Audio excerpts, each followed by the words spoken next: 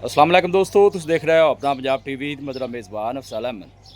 आज की वीडियो माशाअल्लाह जिन्हें दूजन वैड है डिलीवरी वास्ते तकरीबन 2 हफ्ते लै जाएगी। पिछले वारे का मिल्किंग रिकॉर्ड जनाब 35 तो 36 लीटर का दोस्तों ने जनाब शौक कराने इस वैड का जी। लोकेशन जनाब तहसील दीपालपुर है, डिस्ट्रिक्ट कुकाड़ है। काफ़ी दोस्त ही सवाल करते हैं कि लोकेशन दस्या करो जी। माशाअल्लाह जनाब फुल साइज जनाब जानवर जी। वीडियो ने जनाब एंड तक देखना है, लाइक भी करना है दोस्तों ने जनाब शेयर भी जरूर किया करो वीडियो में।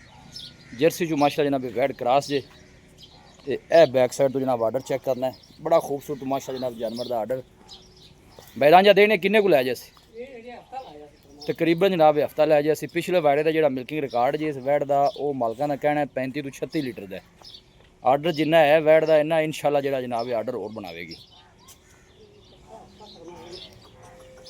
पक्का तकरीबन हफ्ता लै जैसी। जिसम की चमक तुम जानवर की चेक करनी है, चला फिरा के जनाब दोस्तों को तसली करा देने। थन भी माशाअल्लाह सोहना जनाब हथ की चुवाई वाला है। देखो जी पूरा माशा जनाब एक्टिव जानवर जी। फेस बिल्कुल छोटा जानवर का जी। हाँ जी ए गुल चेक करने ने माशाअल्लाह। एक बार दिखा ली फिर बाहर भी छड़ के टोर लेने। अल्लाह नजरे बातों बचाए जो भी भाई लैके जाए अल्लाह ताला जनाब उस भाई की नसीब करे। भाई रांझा थना छना की क्लीयर जी, कोई छठा फुआरा वाधा घाटा हर पास ओके है। थोड़ा टोर इन सब तो जी अच्छी गल है क्रॉस ब्रीड का जानवर जी, क्योंकि मौसम गर्मी का है, गर्मी सर्दी बर्दाश्त करने वाला मजबूत है तगड़ा जानवर। लो रस्सा पा के भाई रांझा कहता है कि टोर फेंक ना जरा तसली कराइए जानवर की, फिर ही मज़ा आता है जी। क्या बात है जी, वड्डी बाडी जनाब जानवर जी। ये देखो जी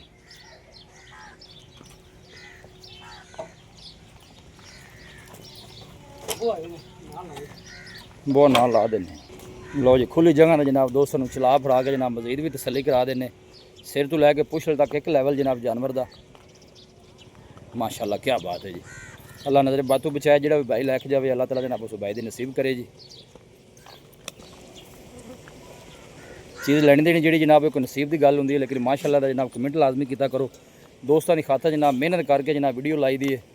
कोशिश यही करी थी कि दोस्तों को अच्छा जानवर दिखाइए और शौक पूरे कराइए दोस्तों ने। जनाब आर्डर चेक करना है बैक साइड तो उड़ान दो वापस माशाअल्लाह।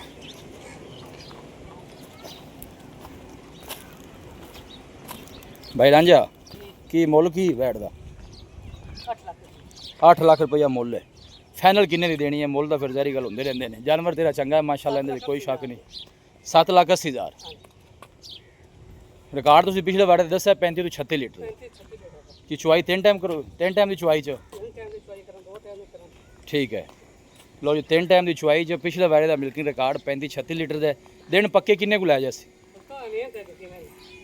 उम्मीद है हफ्ता लै जैसे। बाकी अगे अल्लाह का निज़ाम है जी। माशाअल्लाह सोहना जानवर जी।